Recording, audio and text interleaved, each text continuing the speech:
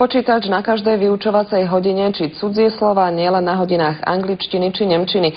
Takto by si vyučovanie na základnej škole predstavoval nejeden učiteľ. Základná škola v Lieskovci, nedaleko Zvolena, už tieto inovatívne metódy používa niekoľko rokov. Hoci má základná škola v Lieskovci len 4 triedy a v nich 67 žiakov, stále sa snažia hľadať nové metódy a zavádzať ich do vyučovania.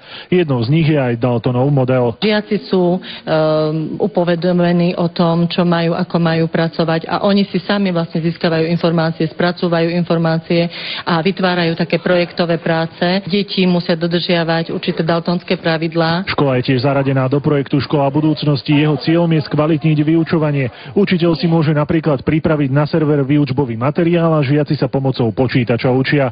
Výhodou je, že ak je žiak chorý, môže sa pripojiť z domu a pracovať na tých istých úlohách ako jeho spolužiaci. Kreslíme na projekt. Dobre je toto vyučovanie. Sa lepšie naučíme aj na notebookoch, nielen na klasických počítačoch. Deti na tom ako radi pracujú a môžu to využívať vlastne akože nielen na počítačoch ako informatika, ale vlastne v rámci všetkých predmetov. Škola sa tento rok pustila aj do projektu CLIL. Povedané zrozumiteľne, žiaci sa s cudzím jazykom nestretnú len na hodinách angličtiny. Nie, že by bola celá hodina v angličtine, ale napríklad keď sa učíme v matematike napríklad nejakú numeráciu, tak vlastne môžeme si násobky po anglicky povedať. Riaditeľka školy pripravuje do budúcnosti aj ďalšie projekty. Chce zabezpečiť štúdium angličtiny pre učiteľov či materiálne dovybavenie školy.